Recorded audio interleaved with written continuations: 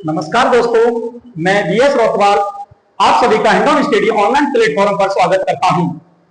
दोस्तों, आज आपकी रिक्वायरमेंट पर हम महा मैराथन क्लास लेके आए हैं, जो कि आपके राजस्थान पुलिस चतुर्थ श्रेणी और सेकंड ग्रेड जो द्वितीय श्रेणी अध्यापक है उसके लिए।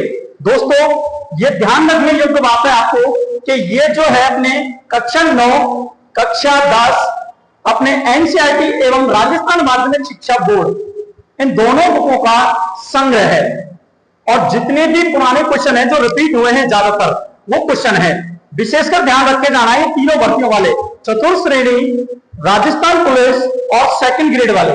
इसे आप क्या करना है, पीडीएफ बनानी है तो आपको पीडीएफ बना लो, स्क्रीनशॉट लेना है तो स्क्रीनशॉट ले लो, कहीं से भी नहीं बैठे तो अपने हिंडौन स्टडी जो ऑनलाइन प्लेटफॉर्म है जो कि टेलीग्राम का, उस पर जाके इसको ज्वाइन करें, वहां से आपको पीडीएफ मिल जाएगी। दोस्तों, हमारा पहला क्वेश्चन है राजस्थान के भूभाग के लिए सर्वप्रथम राजपूताना शब्द, कौन सा शब्द दोस्तों, राजपूताना शब्द का प्रयोग किसने किया? तो ये सबको पता है, ये क्वेश्चन तो किसने किया है, जॉर्ज थॉमस ने। किसने किया दोस्तों, जॉर्ज थॉमस ने। और कब किया, सन 1800 में। कब किया, सन 1800 में।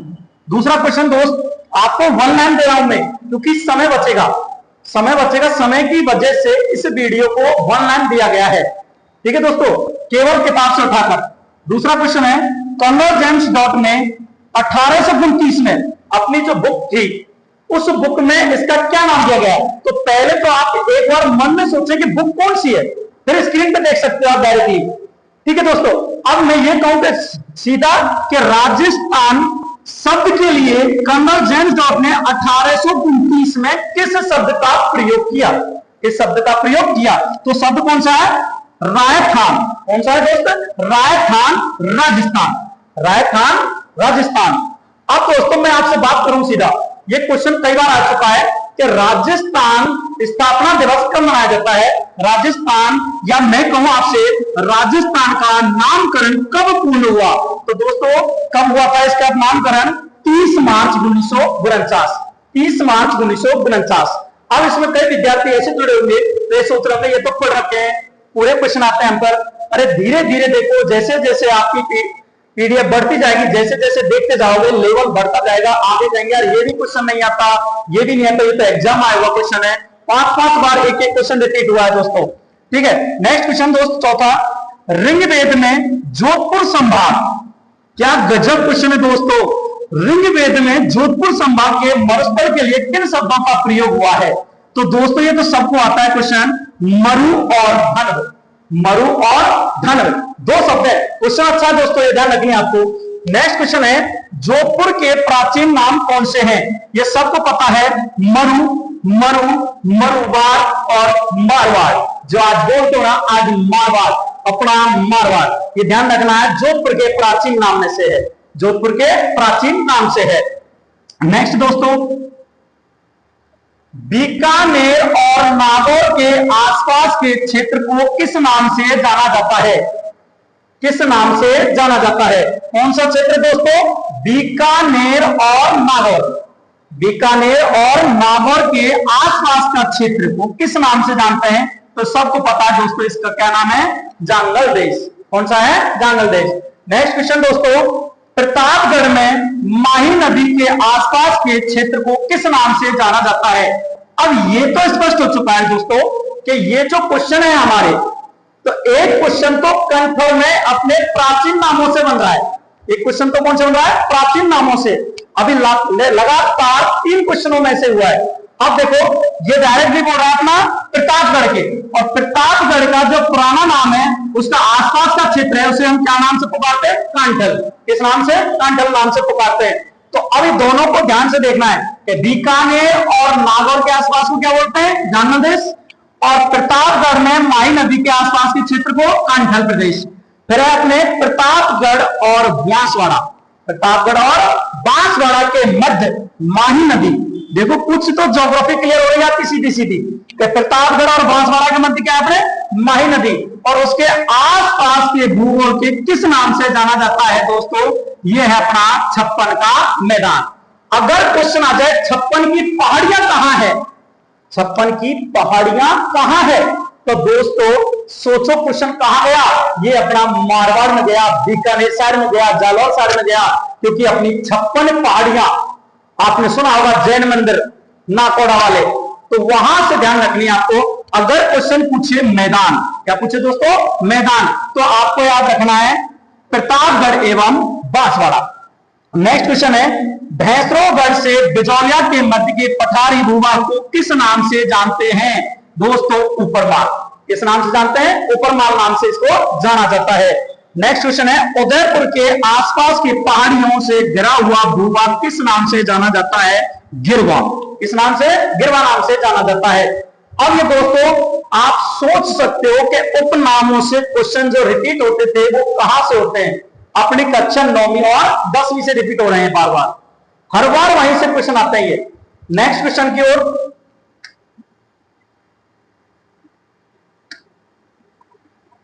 जैसलमेर का प्राचीन नाम क्या है, जैसलमेर का प्राचीन नाम क्या है, मान।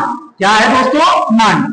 अब इसमें क्या करना है, आप सभी को जिसके पास कॉपी पेन नहीं वो कॉपी पेन लेके बैठे हैं, और जो क्वेश्चन आपको नहीं आता है, मुझे पता है आपको सब आता है क्योंकि एग्जाम आपके सिर पे है, लेकिन जब भी जो क्वेश्चन नहीं आ रहा है उसको आप अपनी कॉपी पेन में लिखें, क्योंकि मुश्किल से 110 क्वेश्चन है, उनमें से मुश्किल से आपको ज्यादा से ज्यादा 40 या 50 क्वेश्चन लिखने पड़ेंगे बस, और उन 40-50 क्वेश्चनों में से आपके 5 question same to same exam में फंस गए ना, तो लगा लो आपका बेड़ा पार है।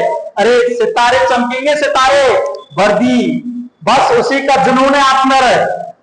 नेक्स्ट क्वेश्चन है दोस्त, डूंगरपुर और बांसवाड़ा, डूंगरपुर और बांसवाड़ा के मध्य को, जो मध्य का भाग है उसे किस नाम से जाना जाता है, तो दोस्तों ये क्या जाना जाता है, बागड़ भाषा।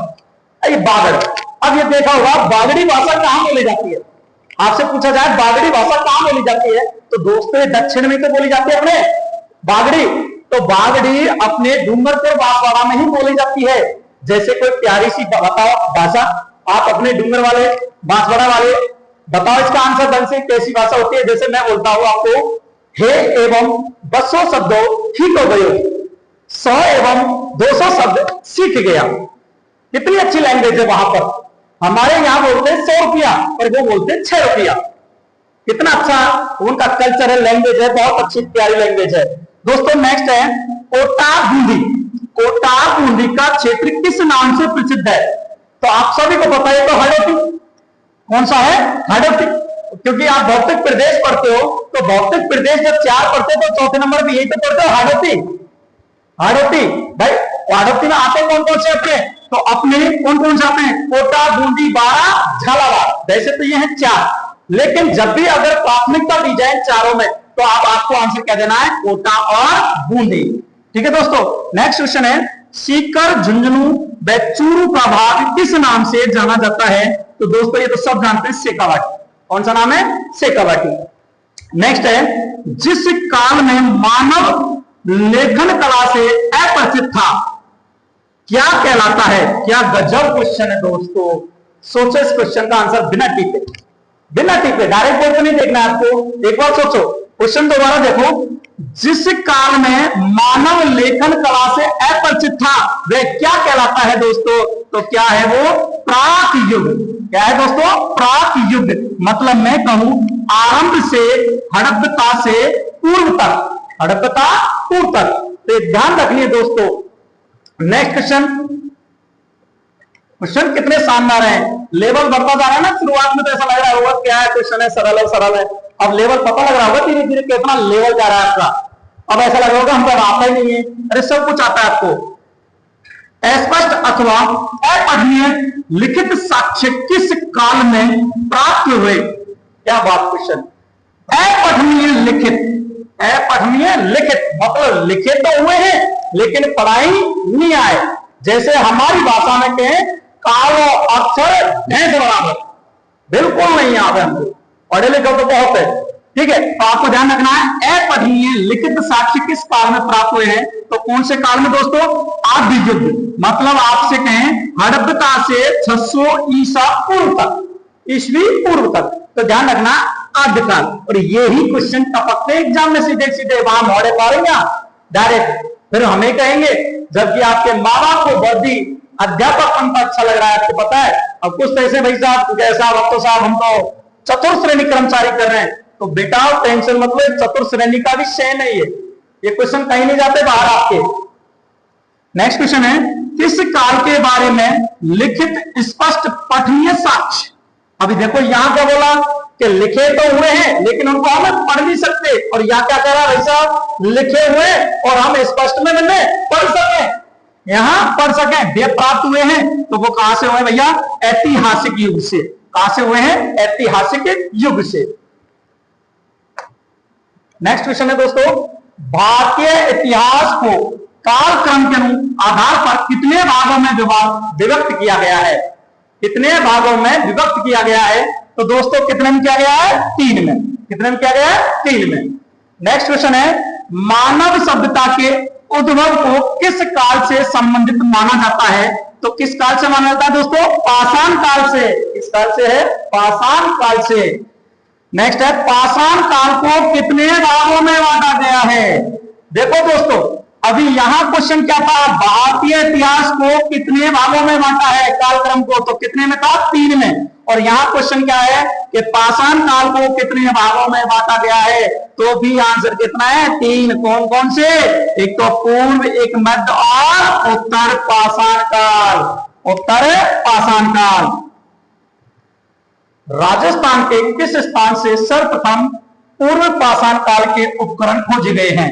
गजब क्वेश्चन है आपको, पूर्व पाषाण काल के, कब के दोस्तों, पूर्व पाषाण काल के उपकरण कहां से खोजे गए हैं, तो पूर्व नाम हमारा ध्यान रखना है, तो आपको यहां आंसर क्या लगाना है दोस्तों, जयपुर व इंद्रगढ़।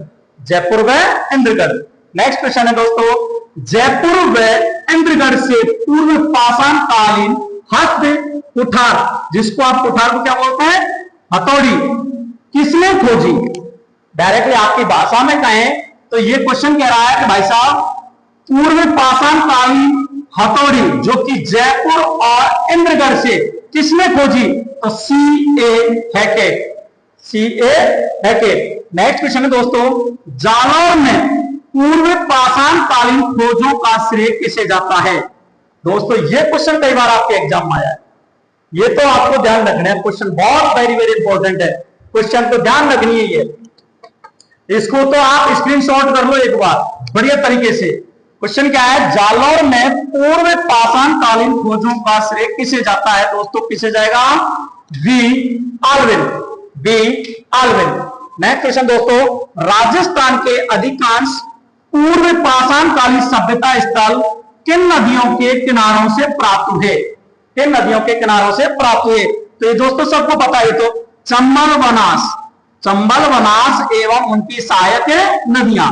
आप ध्यान रखिए, आपको सबसे ज्यादा बढ़िया बात कि अगर वहां ऐसा क्वेश्चन बन जाए तो ये ध्यान रखना, वहां ये चीजें कम देगा, आपको क्या देगा, ज्यादातर तो इन दोनों ऑप्शनों में से एक ऑप्शन देता है, क्योंकि कई बार एग्जाम में आया हुआ क्वेश्चन है, और दोनों ऑप्शन देगा तो आपको क्या करता है, वो चंबल अलग देगा, बनास अलग देगा, इनकी सहायक नदियां अलग देगा, और नीचे लिखेगा उपयोग सभी। ऐसे क्वेश्चन बनाएगा, ध्यान रखना है दोस्तों। नेक्स्ट क्वेश्चन है, मध्य पाषाण कालीन सभ्यता के प्रमाण किस नदियों के किनारे प्राप्त होते हैं, तो दोस्तों कौन से, लूनी तथा बेरज एवं उनकी सहायक नदियां।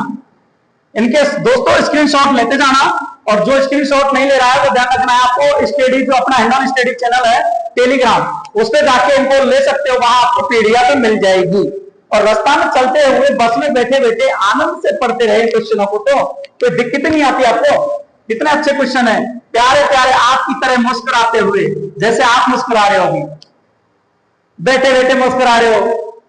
तो आपको ध्यान रखनी है, मध्य पाषाण काल में, मध्य पाषाण काल में निर्मित औजार किस नाम से जाने जाते हैं। मध्य पाषाण काल में निर्मित औजार किस नाम से जाने जाते हैं दोस्तों, तो किस नाम से जाने जाते हैं, माइक्रोलिथ। किस नाम से, माइक्रोलिथ। माइक्रोलिथ, ये ध्यान रखना है आपको। नेक्स्ट क्वेश्चन है, राजस्थान के कौन से प्रमुख सभ्यता स्थलों से उत्तर या नव पाषाण काल, उत्तर या नव पाषाण काल के उल्लेख मिलते हैं। ध्यान रखिए दोस्तों, ये कौन सा क्वेश्चन है, ध्यान रखना है, ये कह रहा है प्रमुख सभ्यता स्थलों से कौन से उत्तर या नव पाषाण काल के उल्लेख मिलते हैं। तो कौन से थे मिले दोस्तों, बागौर, और बागौर कहाँ है, भीलवाड़ा, बागौर कहाँ है, भीलवाड़ा। और कहां से मिलते हैं, तिलवाड़ा, जो कहां है, बाड़मेर में। और ये तो आप वैसे भी पढ़ते हो ना, बागौर को कहां पर है, भीलवाड़ा, तिलवाड़ा कहां है, बाड़मेर में। तो आपको इतना ध्यान देना नहीं, आपको कितना याद करना है, बागौर और तिलवाड़ा, बागौर और तिलवाड़ा। नेक्स्ट क्वेश्चन है, पिंड पाडलियो धातु युगिन शब्द का स्थल कहां पर प्राप्त हुए हैं। तो दोस्तों कहां हुए, चित्तौड़ से। कहां से हुए, चित्तौड़ से। कौन सा चित्तौड़ भैया, मान मौर्य वाला, हाँ जी, मान मौर्य वाला, पहुंच गए एक ही बार में। नेक्स्ट क्वेश्चन है दोस्तों, नंदलालपुरा, किराड़ों व चीथवाड़ी धातु युगिन शब्द का स्थल कहां पर स्थित है। क्वेश्चन देखो कितना गजब दिया है। अगर ये आ जाए ना, ये सेकंड ग्रेड वाले जो वीडियो देख रहे हैं ना, ये सेकंड वाले भी एक बार तो माथा पकड़ रहे हो, एक क्वेश्चन कैसे बन गया, ये कहां से बन गया। तो ध्यान रखनी है, नंदलालपुरा, किराड़ो व चीथवाड़ी धातु युगिन शब्द का स्थल कहां से प्राप्त हुए दोस्तों, जयपुर से। कहां से प्राप्त हुए दोस्तों, जयपुर से। नेक्स्ट क्वेश्चन दोस्तों, सावणिया व पुगल धातु युगिन शब्द का स्थल कहां पर स्थित है। सावणिया व पुगल धातु युगिन शब्द का स्थल कहां से प्राप्त हुए भैया, बीकानेर। कहां से, बीकानेर से प्राप्त हुए। नेक्स्ट क्वेश्चन है, कोल माहौली धातु, कौन सी धातु दोस्तों, कोल माहौली, कौन सी, कोल माहौली धातु युगिन शब्द का स्थल कहां पर स्थित है। तो ये तो सबको पता है अपना भाई गणेश जी महाराज, सवाई माधोपुर। कहां से दोस्तों, सवाई माधोपुर से प्राप्त हुए।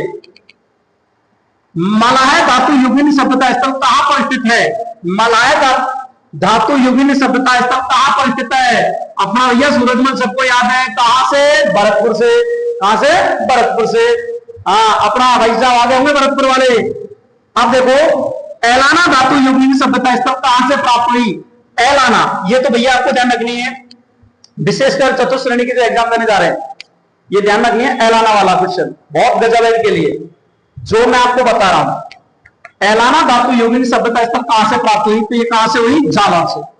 अब देखो यहां से कुछ चीजें, एक क्वेश्चन, बूढ़ा पुष्कर धातु युगिन शब्द का स्थल कहां से प्राप्त है, अजमेर से। ये तो आपको सब पता है, बूढ़ा पुष्कर। दोस्तों एक यहां से क्वेश्चन देखो, सावणिया व पुगल धातु कहां से प्राप्त हुई, बीकानेर से। कोल मारू धातु कहां से हुई, सवाई माधोपुर से। मलाय कहां से हुई, भरतपुर से। एलाना कहां से हुई, जालौर से। और बूढ़ा पुष्कर हुई अजमेर से। कहने का मतलब यह है कि अपनी इन सभ्यताओं से क्वेश्चन बनते हैं, हर एग्जाम में क्वेश्चन बनते हैं। ऐसा कोई एग्जाम नहीं तुम्हारा जहां नहीं बनते। और वो ध्यान रखनी है, अब आने वाले एग्जामों में अब आपकी जिम्मेदारी है इन क्वेश्चनों से आंसर देने की। ध्यान रखना, जिस दिन रिजल्ट आएगा उस दिन देखना मां की आंखों में, पिताजी की आंखों में इतना सुकून मिलता होगा उस दिन, जिस दिन आप बोलते होंगे कि पिताजी, माताजी, आज मेरा राजस्थान पुलिस में हो गया, आज मेरा शिक्षक भर्ती में हो गया। उस दिन मां की खुशी के आंसू कितने अच्छे लगते होंगे आपको। या तो आप पैदा हुए जिस दिन खुशी हुई होगी, एक नौकरी के दिन खुशी होगी, और वो मैं चाहता हूं कि आपको वो खुशी आपकी मां को दें तो मुझे और भी अच्छा लगेगा। जिससे क्या होता है, हमें जुनून पैदा होता है पढ़ाने का, जिससे हम और भी अच्छा आगे आने वाले जो नौकरी लगने वाले उनके लिए हम जुनून पैदा करें। ये आप ही कर सकते हो ऐसा। दोस्तों नेक्स्ट क्वेश्चन है, आहर झाड़ों धातु युगिन शब्द का स्थल कहां से प्राप्त हुए। तो दोस्तों कहां से हुए, उदयपुर। अब देखो ये झाड़ों तो आपने कम सुना होगा, लेकिन आहार तो खूब पढ़ाया आपने, आहार। तो इससे ही आंसर लग जाएगा। तो ये कहां से प्राप्त हुई, उदयपुर से। कहां से, उदयपुर से। ज्ञानेश्वर, ज्ञानेश्वर धातु युगिन शब्द का कहां से, ये तो सबको आता है, सीकर, खाटू श्याम नगरी, खाटू श्याम नगरी। ज्वलंत धातु युगिन शब्द का कहां से प्राप्त हुई, राजसमंद से। कहां से हुई दोस्तों, राजसमंद है। जो आपको आते हैं क्वेश्चन, उनमें ज्यादा समय बर्बाद नहीं करना, और जो एग्जाम में आने वाले हैं वो सेम टू सेम छपने वाले हैं, उनमें समय बर्बाद करने वाले। नेक्स्ट क्वेश्चन है दोस्तों, कालीबंगा धातु युगिन शब्द का स्थल कहां पर स्थित है। तो कहां पर दोस्तों? हनुमानगढ़। कहां पर दोस्तों? हनुमानगढ़। नेक्स्ट है, और ये ध्यान रखिए दोस्तों, कालीबंगा में तो आपके क्वेश्चन ज्यादा आता है ये जुते हुए खेत। जुते हुए खेत ये बहुत आता है क्वेश्चन आपको, तो ये भी ध्यान रखना है। राजस्थान में लोहे कालीन सभ्यता के प्रमाण किन स्थानों से प्राप्त हुए? तो ध्यान रखना है, नोहे भरतपुर, जोधपुर जयपुर, सोनारी झुंझुनू और रेड टॉप। दोस्तों ये क्वेश्चन इंपॉर्टेंट है, इसमें समय दे लो जितना देना चाहो। Very very important, very very important. आपको ध्यान रखनी है कि राजस्थान में लोहे कालीन सभ्यता के प्रमाण किन स्थानों से प्राप्त हुए? तो देखो दोस्तों, नोहे भरतपुर तो सबको आता है। अब ये क्या होता है, जो कम पढ़ते बेचारे वो जोधपुरा लिख देते तो वह जयपुर गया में जोधपुरा करते क्या करेंगे हम? जोधपुर। तो आपको ध्यान रखनी है, जोधपुरा कहां पर है? जयपुर में। कहां है? अपने राजस्थान में। कहां पर है भैया? हाँ बेटा, बिल्कुल बिल्कुल। अरे छट्टान कमेंट, अरे वाह वाह शाबाश। हाँ, सोनारी कहां पर गई? झुंझुनू में। और रेड कहां पर है? टॉप में। नवाबों की नगरी, नवाबों की नगरी कौन सी रही? अपना टॉप। कौन सी? अपनी टॉप। नेक्स्ट क्वेश्चन है, प्राचीन सभ्यता का टाटा नगर किस स्थल को कहा जाता है? अभी बोला था मैंने क्वेश्चन, तो भाई लोहे युगिन वाली में लास्ट शब्द बोला रेड टॉप और नवाबों की नगरी। भाई साहब वो कौन सा है? अपना टाटा नगर। कौन सा है? टाटा नगर, रेड टॉप। बार बार क्वेश्चन आ रहा है, ध्यान रखनी है आपको। भारत में लोहे युग के प्रारंभ होने की सीमा का निर्धारण राजस्थान के किस सभ्यता स्थल से होता है? तो दोस्तों ये ध्यान रखने योग्य बात है। अभी क्वेश्चन हमने पढ़ा था, क्वेश्चन नंबर 40, क्वेश्चन नंबर 40, ये कि लोहे युगीन वाले कि राजस्थान में कहां से मिली है? तो वहां पर आपने पढ़ा खूब अच्छी तरीका से, नोहे भरतपुर। पहला कहां पढ़ा? नोहे भरतपुर। और ये क्वेश्चन देखो यहां क्या कर दिया इसने, केवल भारत में लोहे युग के प्रारंभ होने की सीमा का निर्धारण राजस्थान किस सभ्यता से प्रारंभ होता है? भारत की बात और राजस्थान ना आए, ऐसा हो सकता है क्या? ना ना ना ना ना। आंसर क्या है? अपना नोहे। हाँ भैया, नोहे। और नोहे कहां पढ़ा भी हमने? अपना भरतपुर। कहां? भरतपुर। नेक्स्ट क्वेश्चन 43, राजस्थान में सलेटी रंग के चित्रित मृत भांड संस्कृति का उदय कहां से हुआ? तो दोस्तों कहां से हुआ? विराटनगर। कहां से हुआ? विराटनगर से। कहां से हुआ दोस्तों? विराटनगर से। कालीबंगा सभ्यता स्थल की खोज किसने की? कालीबंगा सभ्यता स्थल की खोज किसने की? तो किसने की दोस्तों? अमलानंद घोष ने। कब की? 1952 में। अभी हम थोड़ी देर पहले पढ़ के गए क्वेश्चन को, थोड़ी देर पहले ही पढ़ के गए थे कि भाई साहब कालीबंगा के अवशेष वाली बात, हनुमानगढ़ वाली बात। तो आपको ध्यान रखना है, कालीबंगा सभ्यता स्थल की खोज किसने की? अमलानंद घोष ने। कब की? 1952 में। कालीबंगा का शाब्दिक अर्थ है काली चूड़ियां। क्या है अपना? काली चूड़ियां। नेक्स्ट क्वेश्चन है, कालीबंगा सभ्यता स्थल किन नदियों के किनारे स्थित है? तो दोस्तों कौन से हैं? सरस्वती और द्वस्वती। मतलब वर्तमान में आप जो कहते हैं ना गंगर नदी, और वर्तमान में तो गंगर नदी उफान पर है दोस्तों। गंगा नदी अपने अपने उफान पर है। तो ध्यान रखना, कालीबंगा सभ्यता स्थल कौन सी नदी है? सरस्वती और गंगर नदी। नेक्स्ट क्वेश्चन दोस्तों, उत्खनन में कालीबंगा सभ्यता के कितने स्तर प्राप्त हुए? ये क्वेश्चन लगभग 3-4 बार आ चुका है दोस्तों, 3-4 बार क्वेश्चन आ चुका है। सीधा का सीधा पूछता है कि कालीबंगा सभ्यता के कितने स्तर प्राप्त हुए? तो दोस्तों कितने स्तर थे? 5। कितने थे? 5 स्तर के आधार पर कालीबंगा सभ्यता स्थल को कितने भागों में बांटा है? इसके आधार पर, स्तर के आधार पर। पहले क्या था? उत्खनन, और अब क्या है? स्तर के आधार पर। तो कितने भागों में बांटा है? 2। अगर क्वेश्चन आए उत्खनन में कालीबंगा के स्तर पूछे तो आंसर कितना है? 5, और स्तर के आधार पर पूछे तो आंसर कितना है? 2। कितना आंसर है? 2। और 2 कौन से? तो एक तो है अपने प्राक हड़प्पा सभ्यता और एक है अपनी हड़प्पा सभ्यता। नेक्स्ट है, दोहरे जुते हुए खेतों के प्रमाण किस सभ्यता स्तर से प्राप्त हैं? तो ये है कालीबंगा। अभी थोड़ी देर पहले बताया मैंने जुते हुए खेत, जोते हुए खेत। तो किससे मिलते हैं? अपने कालीबंगा से। फिर अपना धूलकेत सभ्यता के प्रमाण किस सभ्यता स्थल से प्राप्त हुए हैं? तो ये है आहड़ उदयपुर। आहड़ उदयपुर। आहड़ सभ्यता स्थल किस नदी के किनारे मिला? तो भैया नाम ही पता लग रहा, आयड़। कौन सी है? आयड़। और जिसको आप वर्तमान में क्या बोलते हो? बेडच नदी। क्या बोलते हो? बेडच नदी। आहड़ सभ्यता स्थल का उत्खनन किसके द्वारा करवाया गया? तो आंसर क्या है अपना? अक्षय कीर्ति व्यास। अक्षय कीर्ति व्यास। कब? 1953 में। अब देखो, अभी क्वेश्चन पड़ा कालीबंगा का सन। तो कालीबंगा का कितना सन था अपना? 1952। कितना था? 1952। और भाई साहब आहड़ सभ्यता का कितना है? 1953। 1953 दोनों सन एक साथ याद हो जाएंगे आपको, 1952 1953। ठीक है दोस्तों। फिर अपना आहड़ सभ्यता स्थल को किस अन्य नाम से जाना जाता है?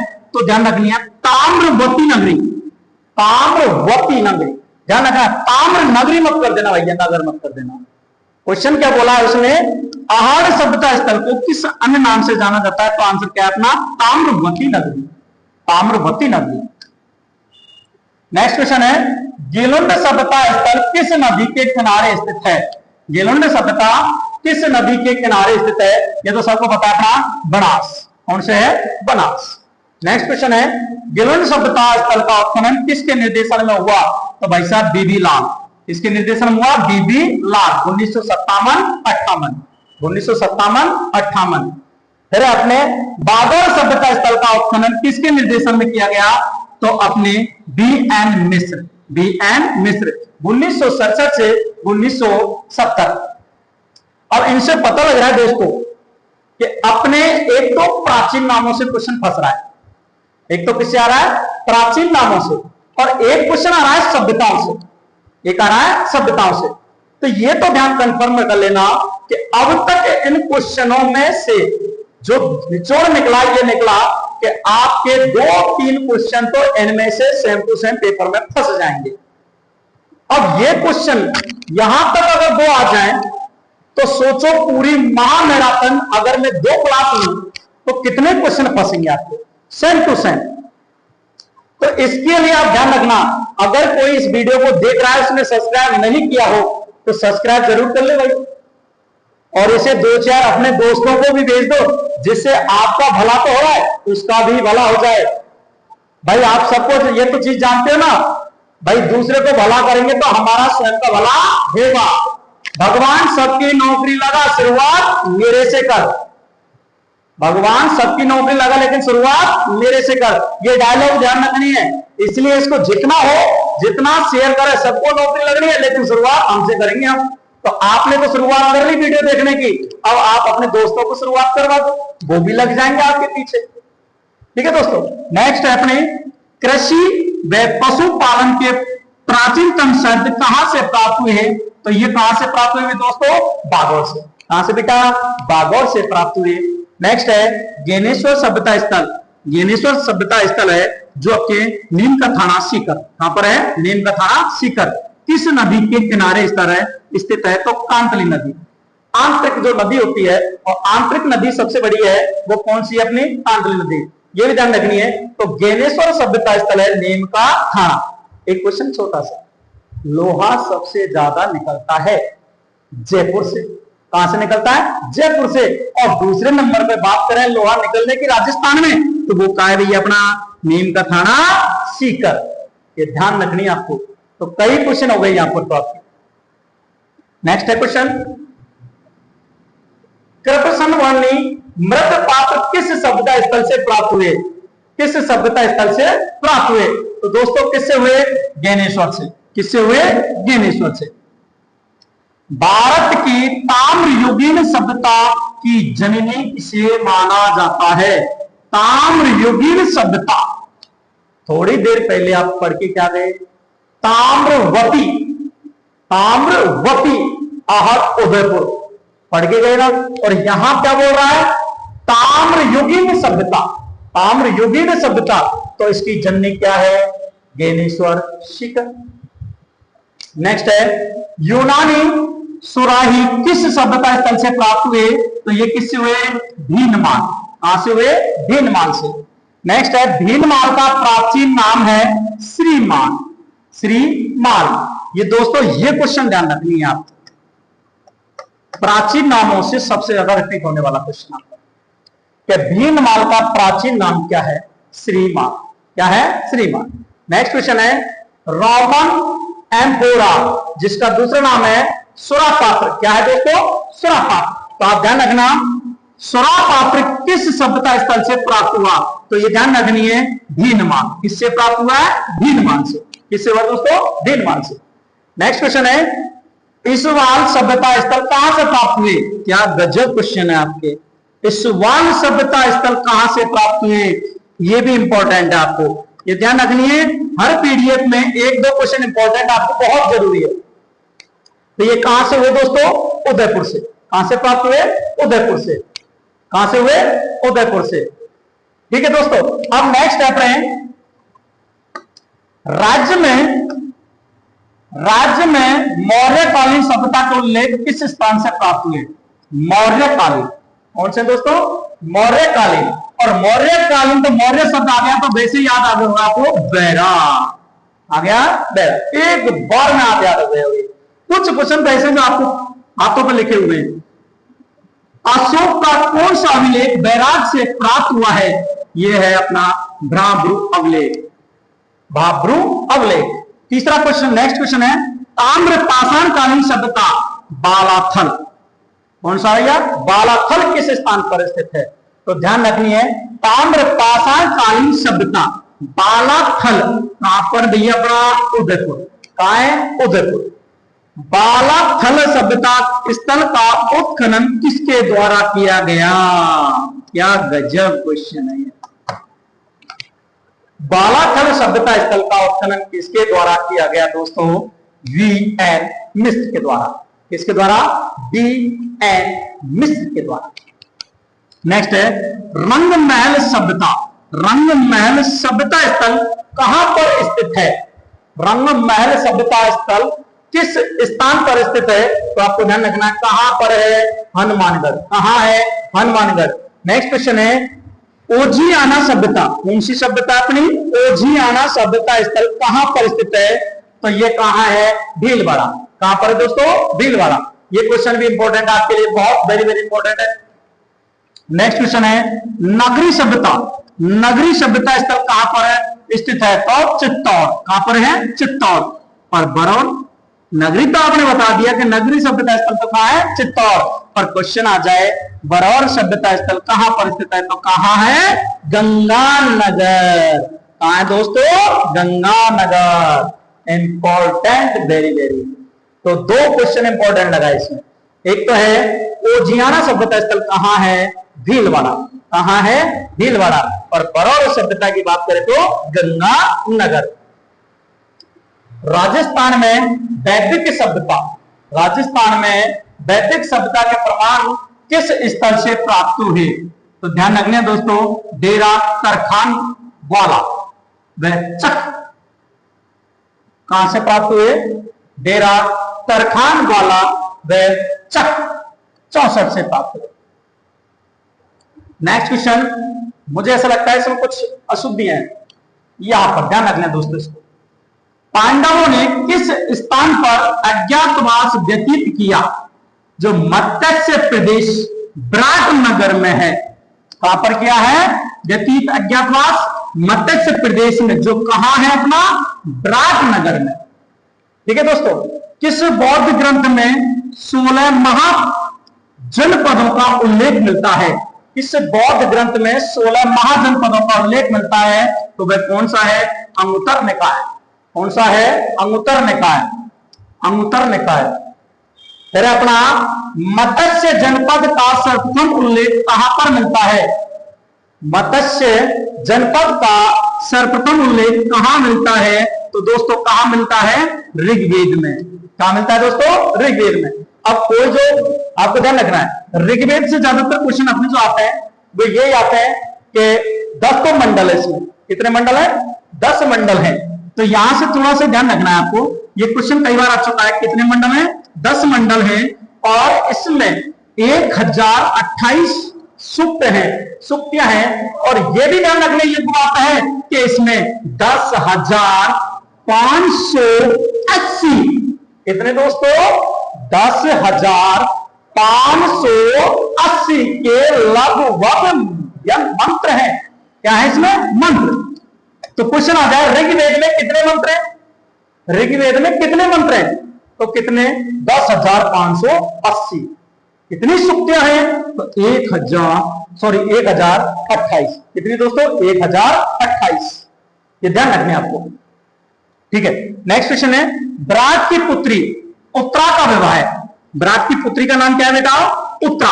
और उत्तरा का विवाह किसके साथ हुआ, ये तो सब जानते हो, रामायण महाभारत देखिए आपने। तो किसके साथ हुआ है अभिमन्यु के। किसके साथ हुआ है अभिमन्यु के साथ हुआ है। अभिमन्यु में उत्तरा का पुत्र कौन था।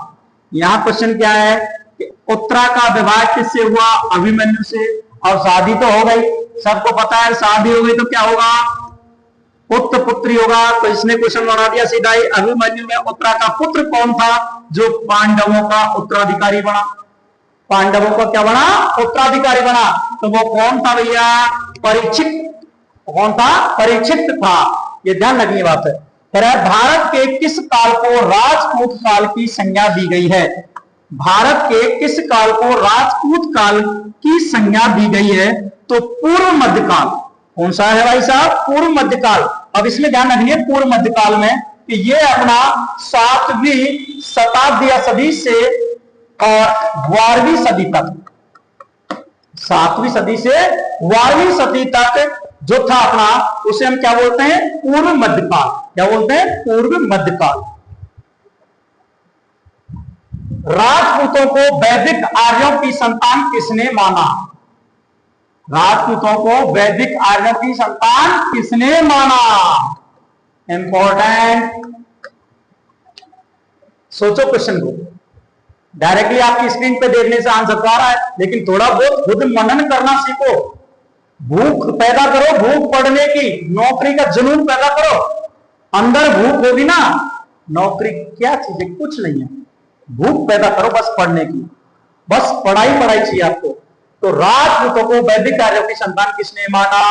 Doctor G.H. ओझा व C.V. वैद्य। C.V. वैद्य। अब देखना क्वेश्चन लगातार कितने अच्छे आते जाएंगे आपको। राजपूतों की अग्निकुंड से उत्पत्ति का मत किसका था। क्वेश्चन ये बोल रहा है कि राजपूतों की उत्पत्ति अग्निकुंड से हुई है। अग्निकुंड से हुई है, यह किसने बताया तो ये चंद्रवरदाई। इसने चंद्रवरदाई। चंद्रवरदाई ने किस रचना में राजपूतों की उत्पत्ति अग्निकुंड से बताई। सेम लाइन है, सेम क्वेश्चन है। बशर्ते आप तो ये कह सकते हो कि भाई साहब चंद्रवरदाई की रचना कौन सी है पृथ्वीराज रासो। कौन सी है पृथ्वीराज रासो। अग्निकुंड सिद्धांत के अनुसार राजपूतों की उत्पत्ति किस मुनि के यज्ञ से हुई। क्या गजब क्वेश्चन। क्या सोचो ऐसे क्वेश्चन एग्जाम में आए 2 4 5 तो मैंने खुद ही कर दोगे तुम यार इतने सरल क्वेश्चन। अग्निकुंड से राजपूतों की उत्पत्ति। तो मनु जो अगर पूछ रहा है आपसे तो इसका आंसर है मनु वशिष्ठ। कौन है मनु वशिष्ठ। नेक्स्ट है मनु वशिष्ठ के यज्ञ से कौन कौन से राजपूत उत्पन्न हुए। तो देखो ध्यान रखना है दोस्तों, ये थे 4। कितने उत्पन्न हुए 4। और वो 4 कौन कौन से तो देखो एक तो हुआ परमार। कौन सा हुआ परमार। एक हुआ चाणक्य, एक था प्रतिहार और एक था चौहान। एक था अपना चौहान। ये क्वेश्चन ध्यान रखनी है। एक ये इंपॉर्टेंट आपके लिए कि मनु वशिष्ठ के यज्ञ से कौन कौन से राजपूतों की उत्पत्ति हुई है। तो 4 राजपूतों के ये कौन कौन से हैं परमार, चालुक्य, प्रतिहार और चौहान। राजपूतों की ब्राह्मणों से उत्पत्ति किसने बताई है तो ब्राह्मणों से किसने बताई दोस्तों डॉक्टर D.R. भंडारकर ने। ये कुछ क्वेश्चन ऐसे जो आपको पुराने बार बार रिपीट हो रहे हैं। नेक्स्ट क्वेश्चन है राजपूतों के ब्राह्मणों से उत्पत्ति का सिद्धांत किसने खंडन किया। खंडन की बात कर रहा है। देखो यहां क्वेश्चन था राजपूतों के ब्राह्मणों से उत्पत्ति किसने बताई और यहां ब्राह्मणों से उत्पत्ति का सिद्धांत किसने खंडन किया है। तो खंडन की बात करें तो कौन आता है दशरथ शर्मा। दशरथ शर्मा। अब आपको ध्यान रखनी है 2018 के पुलिस के पेपर में क्वेश्चन यही था और वहां का राजपूतों की उत्पत्ति ब्राह्मणों से किसने मानी है। वहां भंडारकर ऑप्शन में नहीं था, वहां आंसर था डायरेक्टली अपना दशरथ शर्मा। क्या था अपना दशरथ शर्मा। किसने राजपूतों को विदेशियों की संतान बताया है? Colonel James Tod. ये ध्यान रखनी है आपको। 3/1/2020 फर्स्ट ग्रेड का जो पेपर लगा था आपका, 3/1/2020 को जो फर्स्ट ग्रेड का पेपर था, उसमें जाके देखना किसने राजपूतों को विदेशी संतान बनाया बताया था। तो किसने बताया? कर्नल जेम्स डॉड ने। Same to same B option था, इधर उधर भी नहीं हलाया इसने। नेक्स्ट क्वेश्चन है अपना, अबुल फजल ने गोहिल वंश को किससे संबंधित माना है? तो अबुल फजल की बात करें तो ईरान